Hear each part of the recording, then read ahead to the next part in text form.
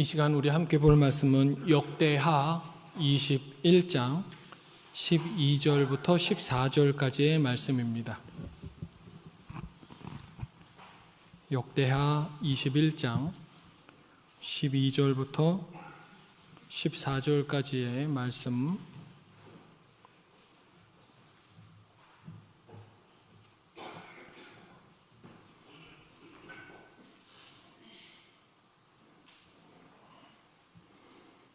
하나님께서 강력하게 경고하시는 말씀을 우리 짧은 세 절을 한 목소리로 같이 읽도록 하겠습니다. 시작.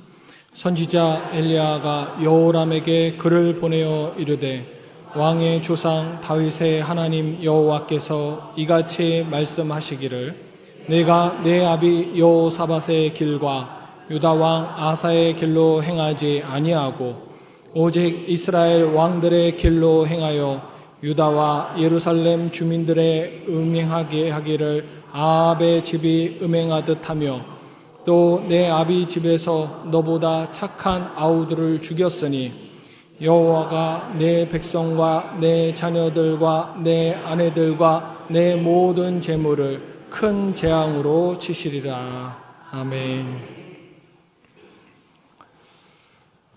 우리가 종종 듣는 말씀 중에 보라, 형제가 연합하여 동거함이 어찌 그리 선하고 아름다운고라는 시편의 말씀이 있습니다.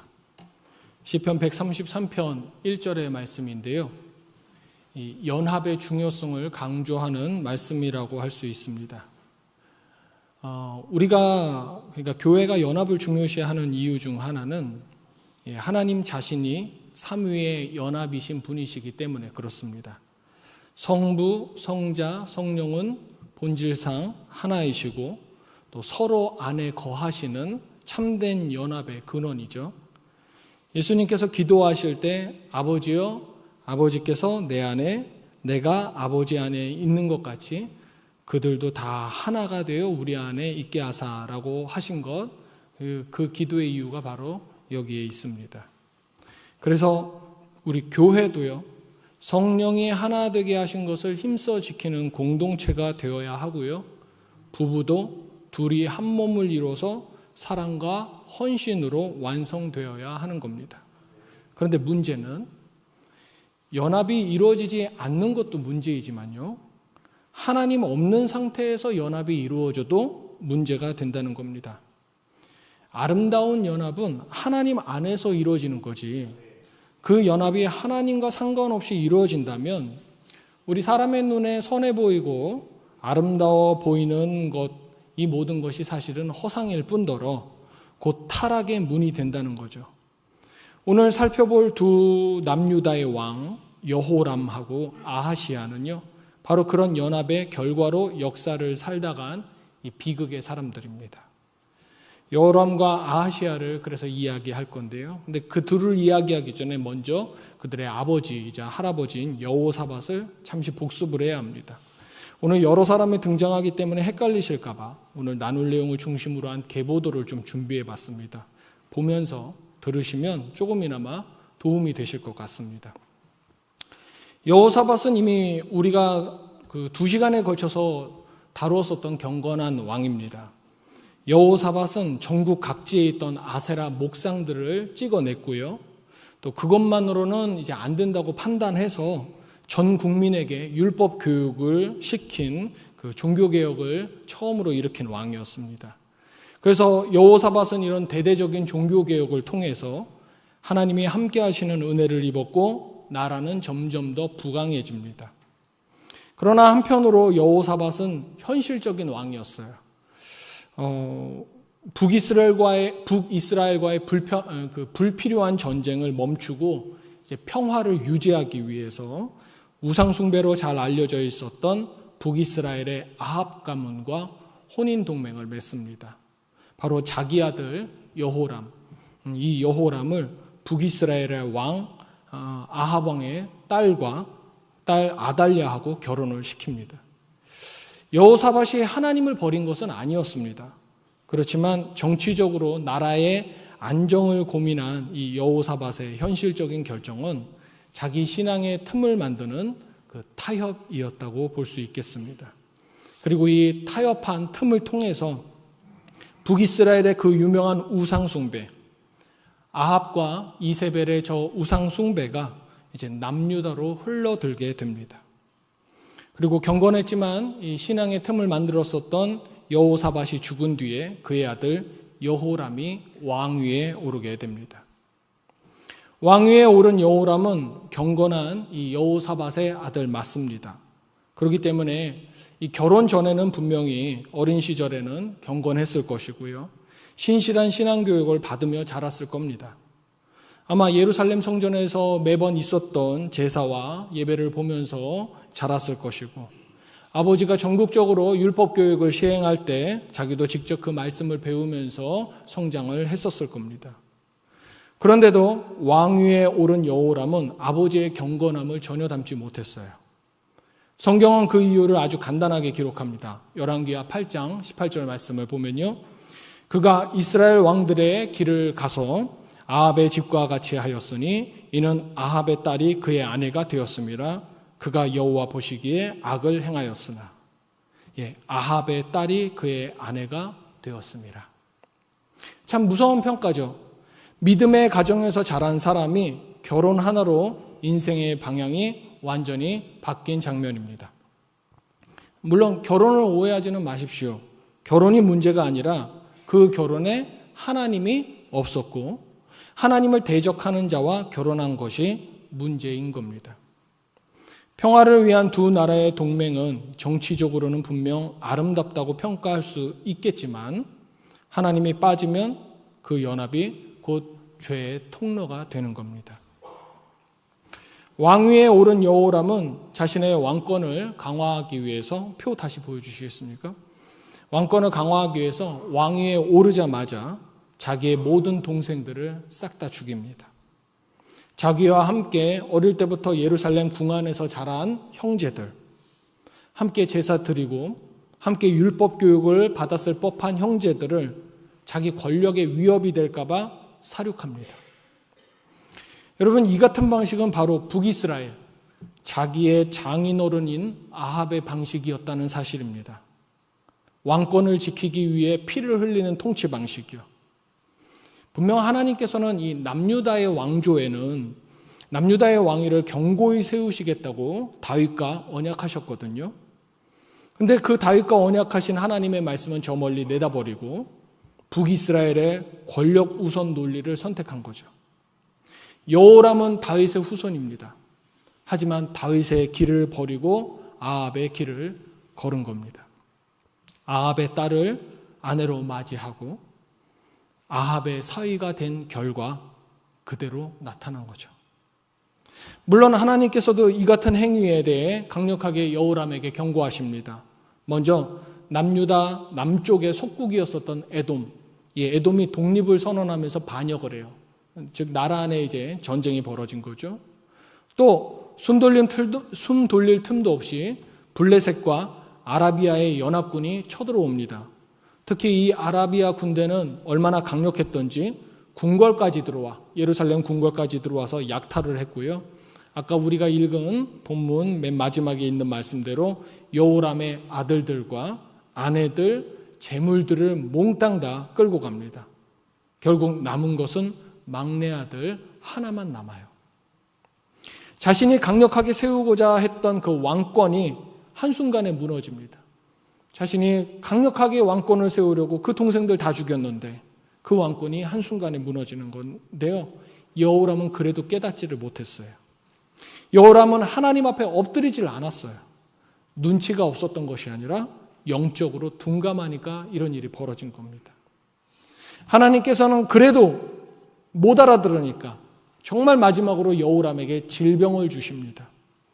역대하 21장 18절과 19절을 보면 여호람은 창자가 몸 밖으로 빠져나오는 불치의 병을 얻습니다. 여러분, 창자가 몸 밖으로 튀어나오면 이 몸이 썩어갈 것 아닙니까? 그런데도 여호람은 회개하지를 않아요. 어릴 때 배웠었던 제사, 율법 이런 것들을 기억을 도무지 해내지 못하는 겁니다. 결국 여호람은 그 병으로 인해서 죽었는데요. 죽은 후도 비참해요. 나라의 왕이 죽었으면 백성들이 분향을 하면서 좀 통곡하고 애곡할 수도 있을 텐데 백성들이 분향조차 안 했다고 기록이 되어 있습니다. 왕이 죽었는데 아무도 슬퍼하지 않은 거죠. 하나님을 떠난 왕은 결국 백성에게도 버림을 받은 겁니다. 강한 왕권을 갖고자 우상숭배의 북이스라엘처럼 혈육을 죽인 이 여호람. 그러나 이 여호람은 그 강한 왕권을 몽땅 다 잃어버리고 모든 권한과 모든 존경마저 잃은 채 세상을 떠나게 되었습니다. 아버지 여호사밧이 만든 그 작은 타협, 하나님 없던 동맹, 아합의 딸을 며느리로 들인 행동이 결혼의 당사자인 자신의 아들 여호람의 신앙을 없이 하게 만든 것입니다. 이것이 하나님 없는 연합이 만든 첫 번째 비극이었습니다. 여호람이 이렇게 비참하게 생을 마감한 뒤에 그의 막내 아들 아하시아가 왕위에 오릅니다. 성경은 이 상황을 역대하 22장 1절에서 이렇게 설명합니다. 예루살렘 주민이 여호람의 막내 아들 아하시아에게 왕위를 계승하게 하였으니 이는 전에 아라비아 사람들과 함께 와서 진을 치던 부대가 그의 모든 형들을 죽였음이라. 그러므로 유다 왕 여호람의 아들 아하시아가 왕이 되었더라. 이 말씀 안에 사실 이미 비극이 담겨져 있습니다. 하나님의 심판으로 인해서 형제들이 다 죽고, 즉 여호람의 아들들이 다 죽은 거죠. 살아남은 막내만 겨우 왕이 되었다는 겁니다. 그럼 여러분, 살아남았기 때문에 이 아하시아는 복을 받은 걸까요? 우리도 사실 이런 말 하지 않습니까? 때로는 사는 것이 죽는 것보다 못하다, 이런 말 하는데요. 아하시아의 신앙적인 모습이 바로 이와 같았습니다. 아하시아는 어머니가 누굽니까? 아달랴였죠. 이 아달랴는 또 누굽니까? 남유다로 시집온 아합과 이세벨의 딸입니다. 즉 아하시아는 남유다의 왕인데도 불구하고 이세벨의 직접적인 피를 이어받은 외손주입니다. 아버지 여호람이 아합과 이세벨의 사위라면 그 다음 왕 이 아하시아는 아합과 이세벨의 외손주가 되겠죠. 이쯤 되면요, 남유다 왕실은 더 이상 다윗의 집이라고 부르기 어려운 상태가 되었습니다. 왕실은 아합의 피가 충분히 섞였고요. 예루살렘 안에는 바알의 신당이 아주 자유롭게 세워졌습니다. 겉모습은, 명분은 남유다의 왕실이지만 그 안 영혼들은 북이스라엘 이세벨의 영에 점령당한 상태였어요. 역대하 22장 3절을 볼까요? 아하시아도 아합의 집 길로 행하였으니 이는 그의 어머니가 꾀어 악을 행하게 하였습니다. 여러분, 이 짧은 구절에 아하시아 신앙의 모든 것이 담겨 있습니다. 아하시아는 어머니의 우상 숭배를 이어받았고 아버지의 교만을 물려받은 겁니다. 여호람이 아합의 사위처럼 살았다면요, 아하시아는 아합의 아들처럼 살았어요. 그래서 그런지 아하시아는 하나님과 함께하기보다 오히려 당시 북이스라엘의 왕 요람과 늘 함께 다닙니다. 북이스라엘 맨 밑에 있는 요람이요. 요람이 아하시아의 어떤 관계가 될까요? 외삼촌입니다.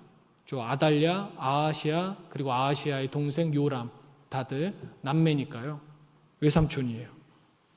두 나라 왕은 분명 피로 맺어진 관계였는데 그 관계 속에 하나님은 없었습니다. 이것이 하나님 없는 연합이 만든 두 번째 비극이에요. 아하시아가 어느 날 외삼촌 요람이 전쟁에 나가갖고 부상을 입었다는 소식을 들어요. 외삼촌과 가까웠어요, 이 요람이요. 아하시아가요. 그래서 외삼촌 요람한테 얼른 병문안을 가는데요. 이때 하나님께서는 죄가 만연한 북이스라엘을 심판하시기 위해서 예후라는 장군을 이미 움직이셔서 아합의 집을 심판하시기로 작정하신 상태였거든요. 예후는 당연히 아합의 아들인 저 요람을 죽였고요. 아합의 외손자 아하시아까지도 예루살렘까지 쫓아와서 죽이게 됩니다. 결국 아하시아는 왕위에 오른 지 1년 만에 죽게 돼요. 이 짧은 기간 동안 아하시아가, 그 1년의 재위 기간 동안 아하시아가 성경에 남긴 기록은 역대하 22장 4절의 말씀대로 여호와 보시기에 아합의 집같이 악을 행하였더라. 이게 전부였습니다. 아합의 집같이 악을 행하였더라. 하나님 없이 맺은 연합이 낳은 두 번째 세대의 비극은 이렇게 끝이 납니다. 여기서 우리가 기억해야 될 것은 죄는 절대로 가만히 머물러 있지 않는다는 겁니다. 죄는 언제나 확산, 전파의 속성을 갖고 있어요. 하나님 없는 동맹이 여호사밧 한 세대에서 끝나지 않았습니다.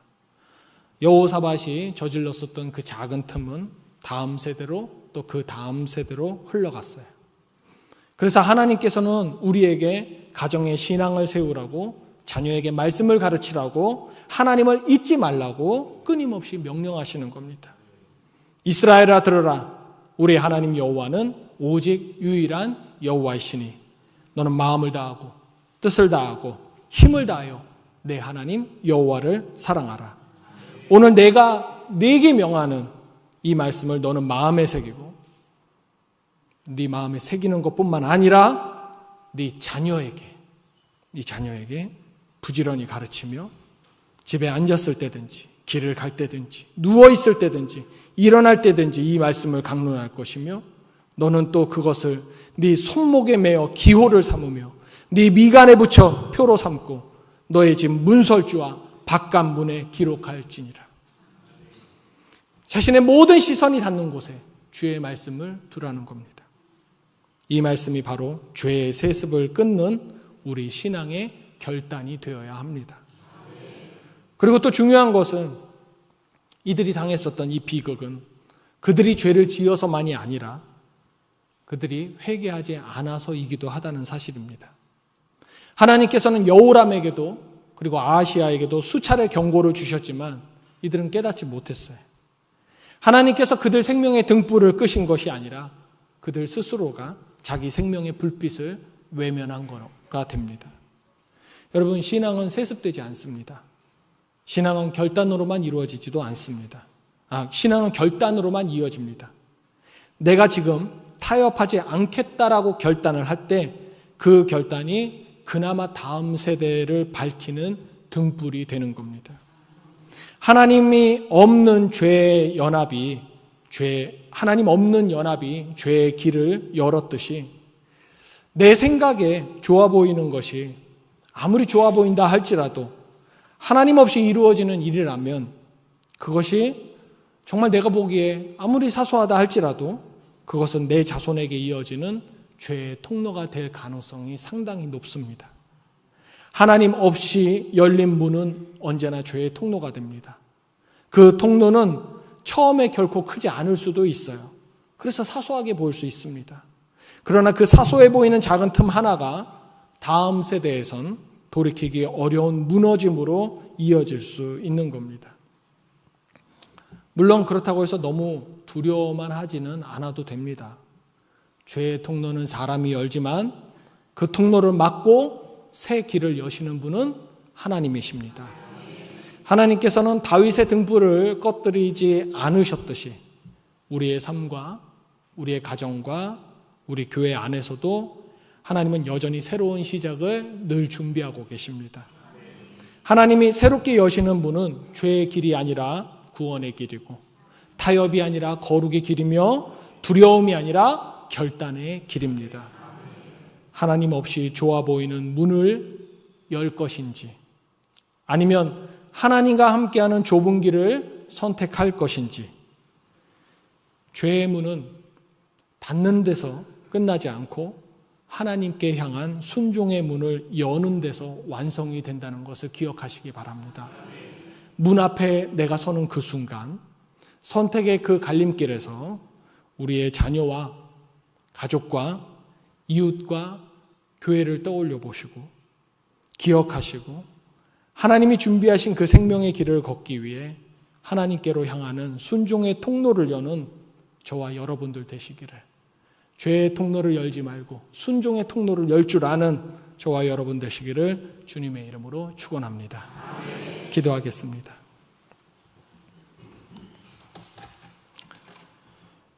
우리 마음과 걸음을 살피시는 아버지, 우리 안에 알게 모르게 스며든 타협과 습관을 주의 진리의 빛으로 비춰주시사 내 생에 주님과 멀어지는 길이 자리 잡고 있다면 이제 깨닫게 하여 주시옵소서.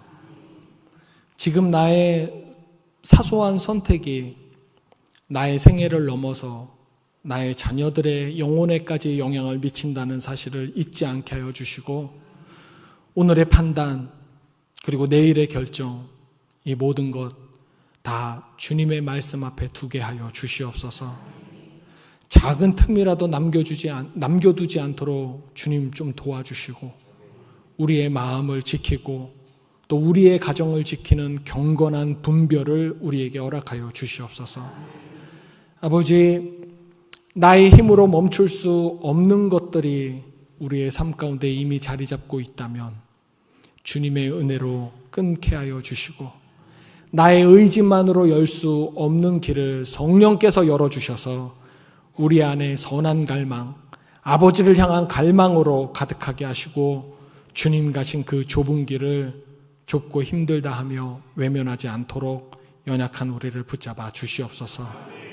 믿음의 아름다운 유산을 물려주는 자로서 주의 생명책에 기록되기를 원하오니 하나님 부디 우리를 바른 길로 인도하여 주시옵소서. 예수님의 이름으로 기도합니다. 아멘.